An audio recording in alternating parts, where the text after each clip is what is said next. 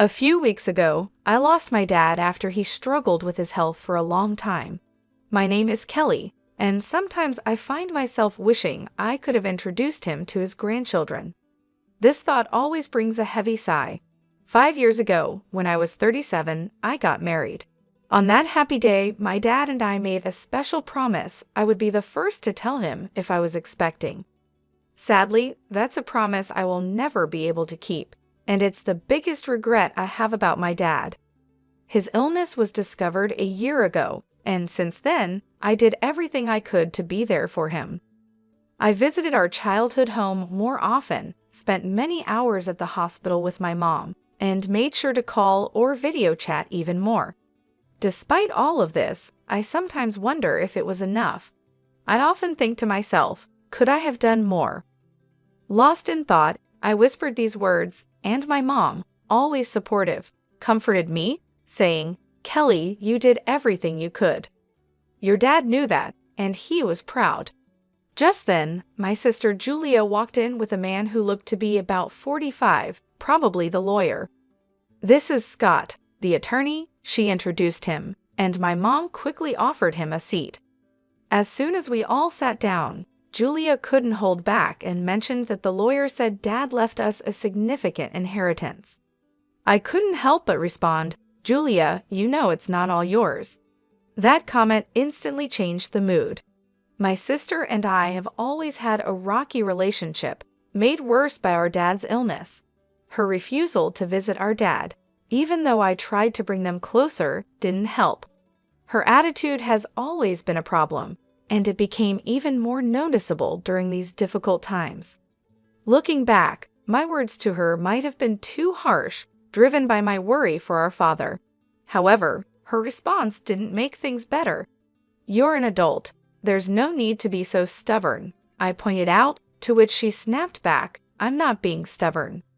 Living in the city and traveling to the countryside isn't as simple as you think. It's just a 5-hour drive." I responded, but she argued back, saying that those 5 hours aren't just about time, it costs money. And yes, money is important to her. She told me she's busy and asked me to stop bothering her. That ended our conversation. Despite the distance, I always thought she could make an effort to visit now and then. This belief was a big reason why our relationship started to fall apart. In the end, she never visited our father, and the distance between us only grew. The tension in the room increased until the lawyer stepped in and suggested we all take a moment to calm down. I apologized, saying, "I'm sorry," which seemed to make things a bit better. The lawyer then explained, "As I mentioned over the phone, I'm here about your father's will." My mother, looking confused, asked quietly, "When was this arranged?" The lawyer replied, "A few weeks before he passed. Your father reached out to me. He asked you to come to the hospital?" My mother asked. The lawyer answered, "Yes, I drafted the will there with him, and his primary doctor was there too. It was arranged that the doctor would notify me after your father passed, which is why I contacted you now." The lawyer then took out a white envelope and placed it in front of us. Recognizing my father's handwriting on the envelope, I whispered, "That's definitely Dad's handwriting." Julia, visibly impatient, demanded, "Just get on with it. What does it say? You know I'm busy." The lawyer, with a slight smile, opened the envelope. Inside, there was a single piece of paper outlining the inheritance, the house, some land, some savings, and a storage shed. We knew about the house and the land, but the mention of a storage shed was new to me. My sister, frustrated, turned to the lawyer and asked, "Wait, what about the farm?" The lawyer echoed, a bit surprised, "Yes, the farm." I explained, our father used to work on it as a hobby. He had run a successful business in a nearby town, but decided to slow down after turning 55, thinking about closing the company to spend more time on his hobbies, including the farm. This new mention of the farm added another layer to our father's legacy and what he left behind during my high school years. I remember saying that I wanted to take life a bit slower. My sister, who was in college at the time, didn't agree with this more relaxed approach. But both my mom and I, worried about my dad's health, supported the idea. "Don't worry about money, Julia. We've got plenty of savings," my dad reassured her. Though hesitant, she eventually agreed. After that conversation, my dad did wind down his business and started farming close to our home. "There's something fulfilling about working with the land," he would say, his face lighting up with joy. Seeing how happy he was made me feel that we made the right choice, though Julia seemed less convinced. Despite promising to come back home after graduation, Julia chose to build her career near her university and eventually married the CEO of an IT firm she met through her job. That's how things were when my father took up farming until his health started to decline. Julia insisted that the farm be included in the inheritance.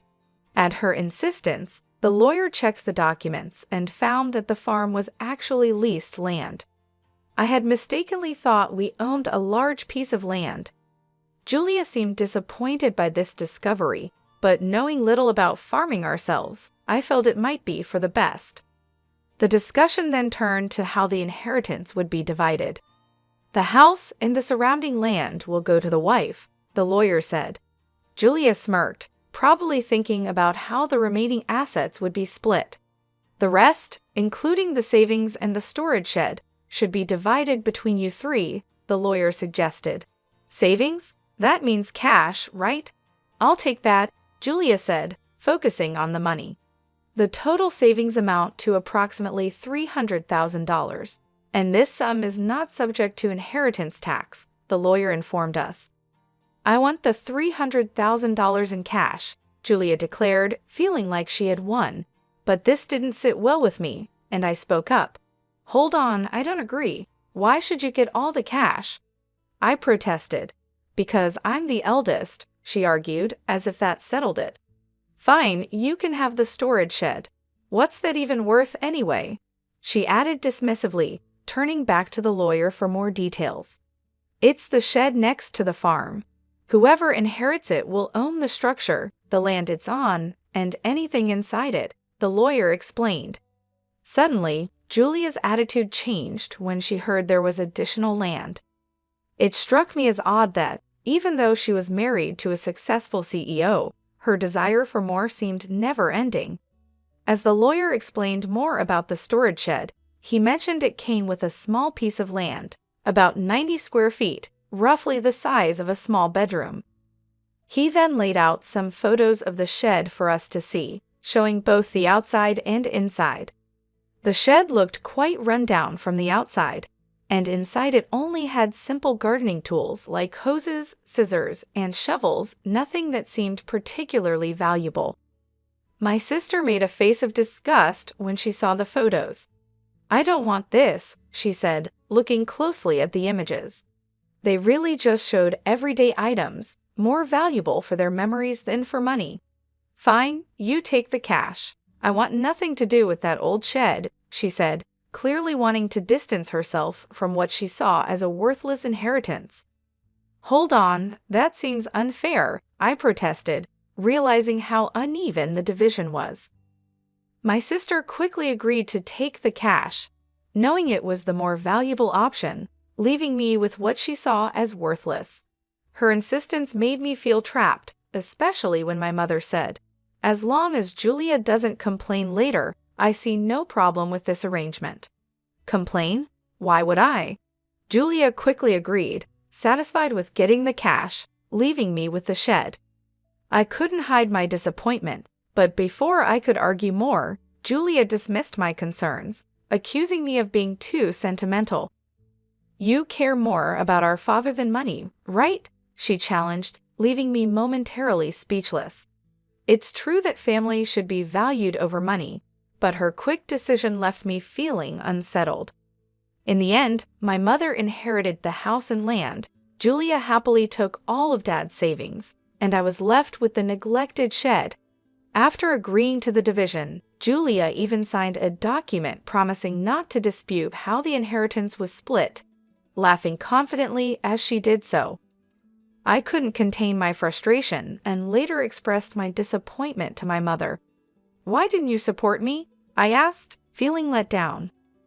My mother insisted she had helped, claiming that her involvement made sure I got the shed. But I'm not happy with just the shed, I argued, unable to see its value. You might find something unexpectedly wonderful if you give it a chance, my mom suggested, trying to be optimistic. Despite my frustrations, her words sparked a faint glimmer of hope. Maybe there was more to the shed than it seemed, a thought that left me wondering. I tried to make sense of the day's events. After getting the key from the lawyer, I walked to the shed, which was beside a field about 15 minutes away from our house. The path was quiet and rarely used, adding to the peaceful yet somber atmosphere. The field, which my father had leased until he recently went into the hospital, was now empty, giving the place an untouched and solemn feeling. When I unlocked the shed, I was greeted by a thick layer of dust, showing how long it had been neglected. "Wow, it's really dusty," I said, noticing the heavy scent of disuse in the air. Even though I felt a bit disappointed at first, I still hoped to find something special of my father's, maybe a keepsake hidden inside. As I looked around the shed, it quickly became clear that it was just a simple space filled with farming tools. These items might have held sentimental value, but they didn't seem particularly special at first glance. I thought to myself, maybe I should just take what's inside for now, as I scanned the dim and cluttered surroundings. Then I noticed something odd about the shed's size. It seemed smaller on the inside than it did from the outside, which puzzled me. Was it a trick of the light, or was my mind playing tricks on me? I stepped outside to get a better look, still curious about the strange difference. Driven by curiosity, I decided to explore the outside of the shed. As I walked around to the back, hidden among a dense group of trees, I found a second door. "Wait, another entrance?" I gasped. From inside the shed, there had been no sign of this door. It looked like there was only one way in and out. This discovery hinted at a hidden space, only accessible from this secret back door. A surge of excitement rushed through me. Could this be one of Dad's secrets? He loved surprising us, always finding joy in the unexpected, like the surprises he planned for my birthdays. The memories brought tears to my eyes as I re-entered the shed, determined to find the key to this hidden door. After a thorough search, I was ready to discover what lay beyond it. I found 4 keys cleverly hidden inside the handle of a shovel. Excited, I rushed to the back door and tried one of the keys. With a satisfying click, the door swung open. Inside this small, hidden space stood a large safe, alone and imposing. "Is this from Dad's company?" I wondered aloud, as a flood of questions filled my mind. What secrets did it hold? Was this my father's way of leaving a final piece of himself behind? The discovery hinted at parts of my father's life that I had yet to uncover, like a personal treasure hunt he had left for me to explore. I immediately recognized the safe as the one that used to sit in the corner of my father's office, a familiar sight from my childhood. Seeing it brought a wave of nostalgia over me. This safe was a real connection to my father, making the inheritance feel even more meaningful. Knowing my dad, this felt like just the beginning of his final surprises for me. "There's got to be more," I whispered to myself as I used the 3rd key to unlock the safe. The door creaked open, revealing contents that left me completely amazed, an unexpected legacy. Realizing how important this discovery was, I quickly secured the safe and went to tell my mother. Later, with my husband's help, we moved the safe from my parents' home. It occurred to me that these valuable items, likely part of my inheritance, might have tax implications. Wanting to handle this properly, I decided to seek legal advice. Following the lawyer's suggestion, I contacted a certified public accountant, CPA, recommended by a friend to help navigate the possible tax issues.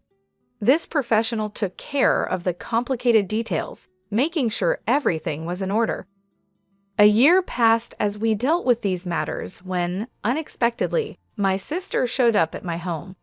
Her visit was surprising, especially considering our strained relationship over the inheritance. I was just in the area, she claimed, but her uneasy behavior and the fact that we lived 20 minutes apart made her visit seem less than casual. Despite our complicated history, I invited her in. After serving coffee, she seemed restless and finally asked, "Did you win the lottery or something?" Her question puzzled me. I never played the lottery, and it wasn't the time for my husband's holiday bonus. "What are you getting at?" I asked, trying to understand her point. I finally asked her to clarify her strange accusations. Her mood shifted suddenly to irritation. "Are you making fun of me?" she accused. Her reaction confused me even more, as her question seemed completely unexpected. I had no idea what made her think I had come into a lot of money, especially since only my family knew about the mysterious contents of the safe. My sister was filled with curiosity about money, insisting that I must have received a significant amount. She told me about a recent conversation with our aunt in the city, who unknowingly sparked her curiosity. Our aunt mentioned receiving a $5,000 gift card from me as a thank you for visiting our father during his illness. This gesture led my sister to wildly speculate that I had stumbled upon some unexpected fortune. "You've come into some money, haven't you? Just admit it," she pressed, looking for answers. Understanding what had led to her questions, I sighed, which only irritated her more. "What's with the attitude? Are you making fun of me?" she demanded. I tried to explain that it was just a gesture of appreciation, but she questioned where the money for such gifts came from. I reminded her of the inheritance, specifically the dusty shed she had dismissed, and then revealed the discovery of the safe inside it, a real treasure trove left by our father. The safe contained a collection of valuable watches, a passion of our father's. Although I wasn't sure of their exact worth, it was clear they were valuable, especially considering the modest savings left behind. This revelation led to a discussion about the possibility of having to pay inheritance tax, a concern my mother had raised when she learned what was inside the safe. "What should I do, Mom?" I asked, seeking her advice. My mother suggested handling everything openly and honestly, reminding me that secrets like these usually come to light eventually. Following her advice, I contacted the lawyer we had previously consulted. The lawyer explained that the value of inherited items determines whether inheritance tax applies. This led me to take the responsible step of accurately declaring the inheritance and ensuring I was complying with all the legal and financial requirements of my newfound wealth by seeking professional advice. I found out that a certified public accountant, CPA, could help manage the valuation and tax obligations of the inherited watches for me. Trusting the CPA with this task, we discovered that the collection was worth an incredible $500,000. Because of their high value, it was clear that inheritance tax needed to be paid. The sensible advice was to keep only the watches that held sentimental value to me and sell the others to someone who could appreciate and afford them. This approach not only made financial sense, but also felt right emotionally. From the money made from the sale, I was able to cover the inheritance tax and also send gift cards to relatives who supported us during my father's illness. This is what had sparked my sister's curiosity. Among the keepsakes, I chose to keep my father's pocket watch. It wasn't worth much in terms of money, but it was rich in memories. I shared this story with my sister, showing her the pocket watch and trying to explain its sentimental value. However, her reaction was lukewarm. She seemed more interested in what was sold than what was kept. When she asked about the remaining watches and the safe, I told her it was our mother's house and explained its size and importance to our father's business. Her response was thoughtful, which left me feeling uneasy about her intentions. However, she left without asking any more questions, much to my relief, though I couldn't shake off an unsettling sense of worry. My fears were somewhat confirmed that very night when I received a distressing call from my mother, urging my husband and me to come to her house quickly. As we approached, the scene was alarming: red lights flashing in the darkness, police cars stationed outside. Pushing through the gathering crowd, I found my mother and learned what had happened. She'd have been getting ready for bed when she heard strange noises that startled her. It sounded like someone was frantically searching through the house. With no one else home to help, my mother made a quick decision to escape through a window, driven by fear and desperation. Her description of the situation was unnerving, painting a picture of a night filled with panic and uncertainty. Under the cover of darkness, my mother had noticed the eerie glow of a flashlight moving inside the house, confirming her fears of a burglary. In a state of panic, she made her escape. She sought help from our neighbor, who, after seeing the suspicious activity, quickly called the police, convinced that a burglar was in the house. But the supposed intruder was actually my sister, Julia, who had decided to search the safe after hearing about my inheritance earlier that day. Without knowing her intentions, both my mother and the neighbor were understandably alarmed. When the police arrived, the situation escalated. Julia, caught off guard and feeling guilty, tried to flee the scene in a panic. Ironically, as she attempted to escape, she collided with the safe, causing it to tip over and trap her underneath. This accident led to her being rushed to the hospital with complaints of leg pain, leaving us all in disbelief over her reckless actions. After this chaos, my mother and I found ourselves apologizing to the responding officers for the misunderstanding. I also felt the need to inform Julia's husband about the incident, only to learn from him that Julia had been hiding a significant amount of debt due to her extravagant spending on luxury items. Their recent argument had ended with her storming out, determined to borrow money from our mom to settle her financial troubles. What we didn't know was that she had already used up her inheritance in an attempt to pay off her debt. Julia's husband, already stressed from discovering her financial mismanagement, declared his intention to divorce her after hearing about her latest escapade. This revelation explained Julia's desperate actions that night, which led to a tense scene at the hospital where her husband brought up the subject of divorce. The entire ordeal turned into a dramatic clash, highlighting the serious consequences of Julia's actions and the turmoil they caused in our family. Julia was adamant, insisting, "I'm not getting a divorce, absolutely not." But the reality of her situation became clear when her husband presented the divorce papers. Faced with undeniable evidence of their broken relationship, she had no choice but to sign them. Now confined to her hospital bed, with a mix of shock and resignation, she was flipping through a part-time job magazine, clearly thinking about how to tackle her debt with new employment. While this turn of events was unfortunate, it offered a small glimmer of hope that she might finally take responsibility for her actions after everything that had happened. I made an important decision to move back to my childhood home. The chaos had definitely made me worried about my mother's well-being, but there was also a happier reason behind my choice I found out I'm expecting.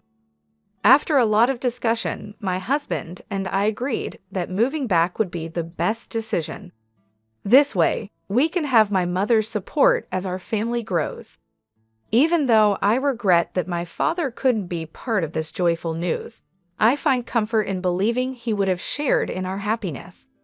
As I step into this new chapter, the excitement of welcoming a healthy child fills me with peace and hope for the future, despite the recent family troubles.